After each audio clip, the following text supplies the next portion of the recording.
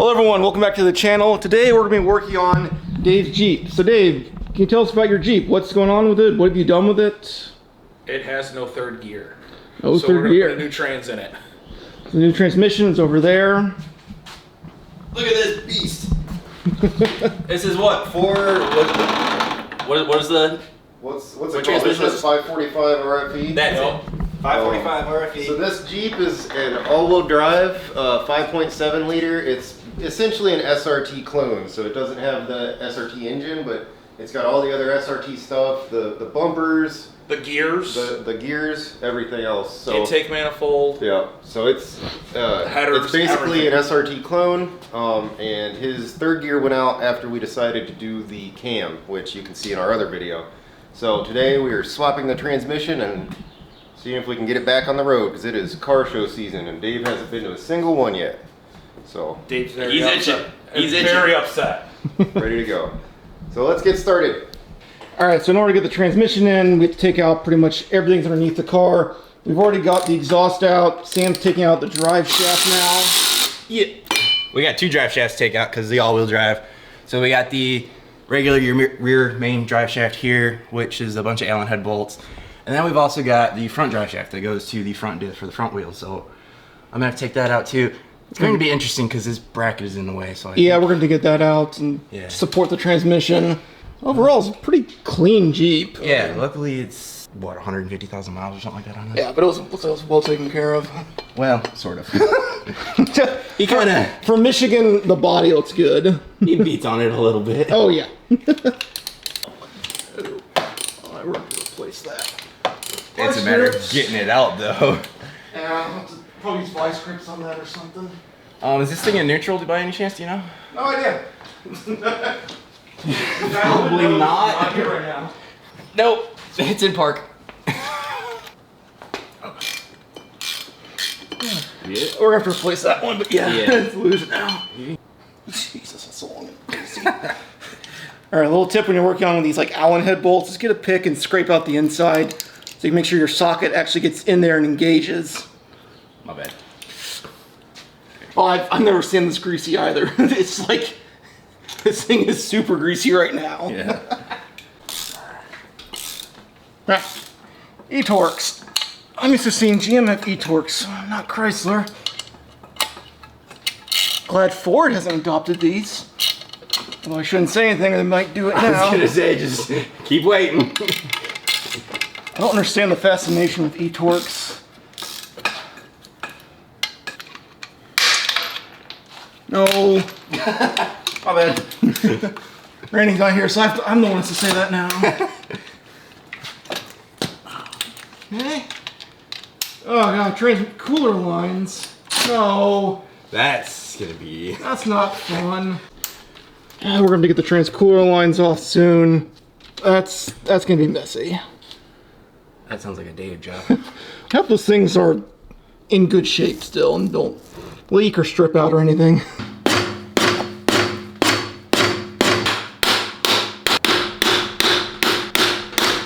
It's moving.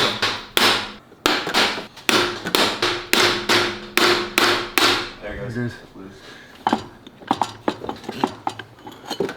Alright, we will have to hold it out of the way when we bring it down, but...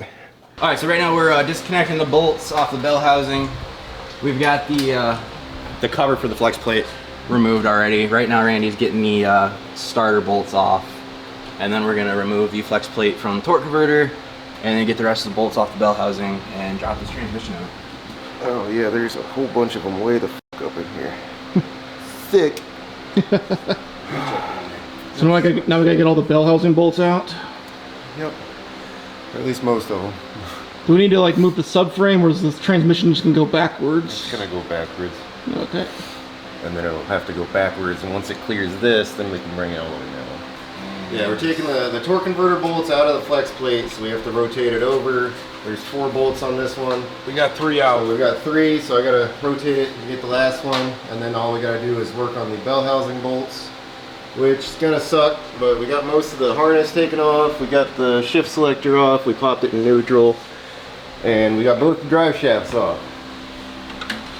One more bolt on this, and then we'll work on the bell housing bolts. One more push. Yep, I got it from there. So you got good impression. Yeah. No, we're going backwards, so that's why I don't want to try to force anything if it's slack in the timing chain or something.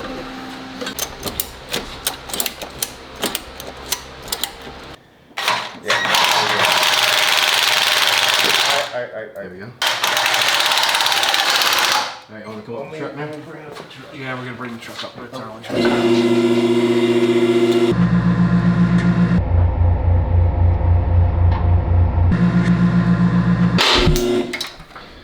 And that's You want more? that's good. Come down on the last. Watch it. Yeah.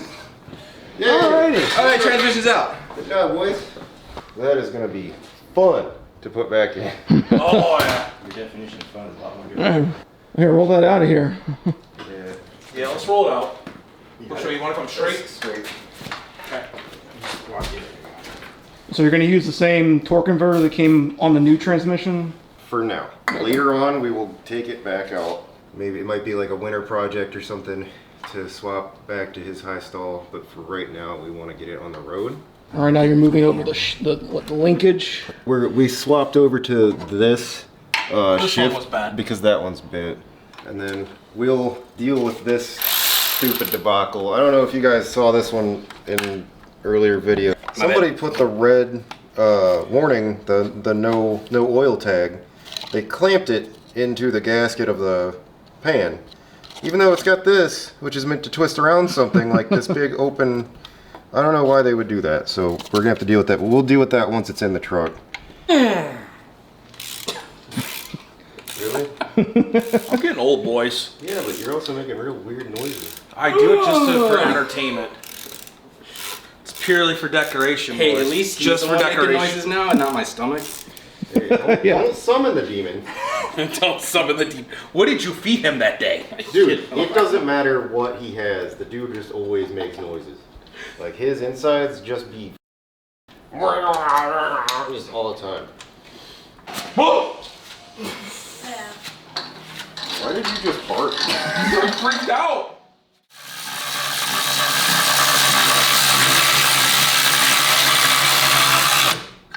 Let me see one of those.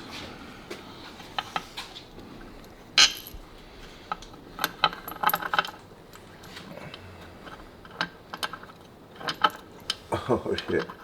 Actually, not the long ones on the bottom. You can put that in there. Start those while I start turning these.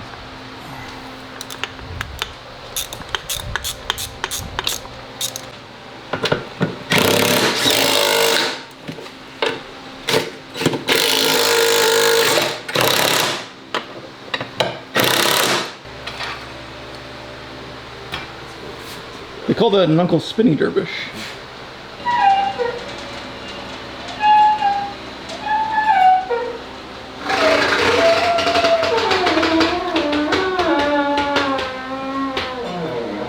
Yeah, we're probably gonna get more fluid. Well, we're gonna put what came out of it back in it for now.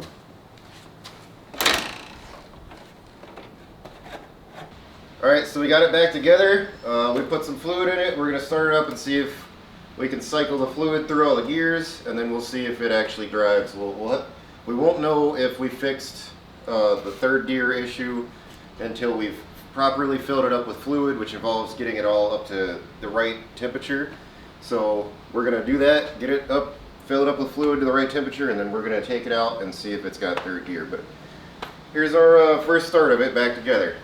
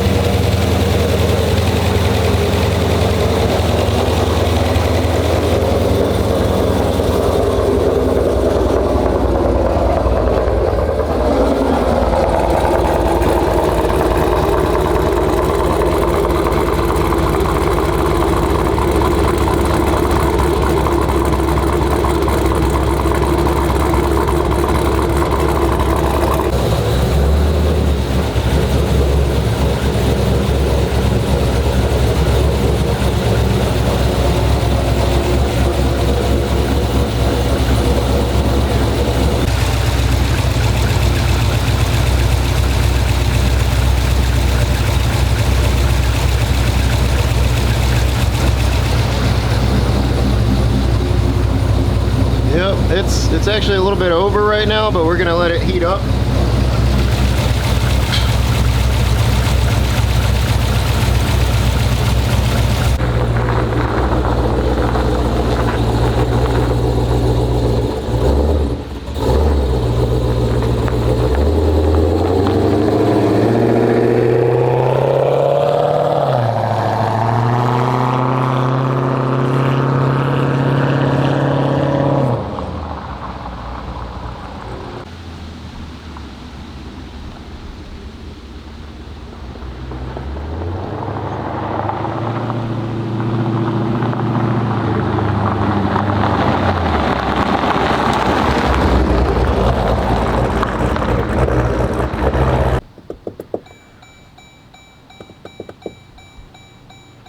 So now you're loading a new tune onto it? Yeah, so I copied some of the settings over from my Dodge Charger that has a similar size cam.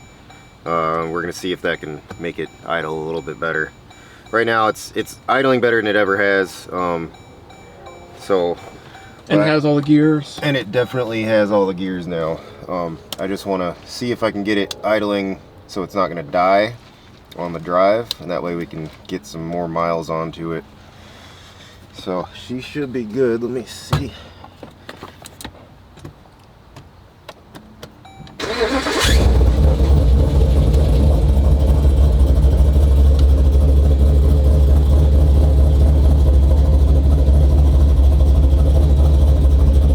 Gonna see how she sounds out back.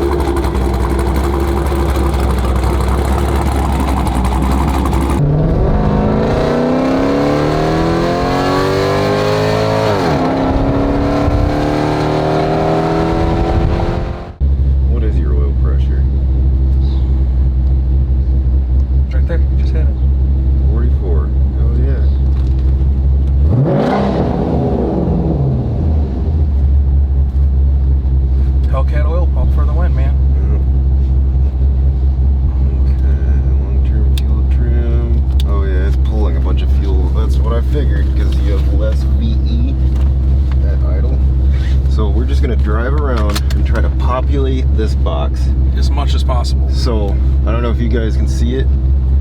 This is HP Tuners. We're tuning the car with this. I've set up a couple of tables that they track RPM versus the pressure ratio, which is essentially your volumetric efficiency of the engine. That's cylinder filling in grams. That's how many grams are going into the cylinder.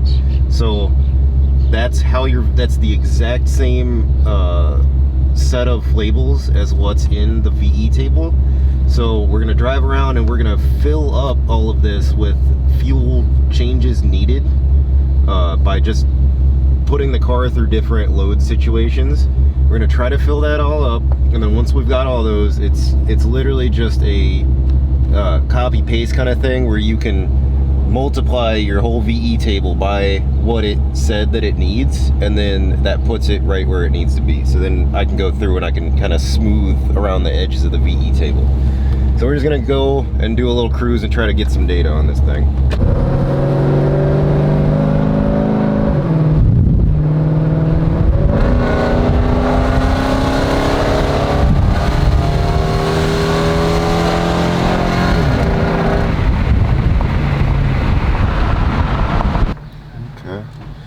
That makes it pretty easy. Everything is green below 3,600 RPM, or above. Everything is red below. Does green mean? Green means I need to add fuel.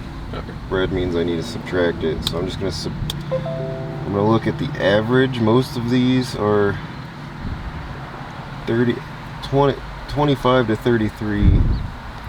Some of them are less, but that's just gonna need some tweaking. So I'm just going to multiply everything by 27% less. I'm gonna remove 27%. Oh wait, let me go with the other bank. That's bank 1. Bank 2 is the same thing. Okay. 20. Let's just do 0.7. I'm not trying to fill you up here, bud. Ooh, Dave. You Mopar people and your push button gas flaps. Dude, every car I have now has that. What's 100 minus 27? 73? So, yeah. And then everything above here was, man, we're just gonna go with the most, which is 22%. So that's 1.22 times, so 73 and 22. 73, 22. Now that right there should get us way happier. It's fucking science. Dude, this was driving me fucking crazy. When it kept dying earlier, every time I would start it again, it would go on full blast country music. I wanted to blow my fucking brains out. Yeah, I'll put back the factory radio. Below 3,000, your engine's making less power. But above 3,000, it's making more.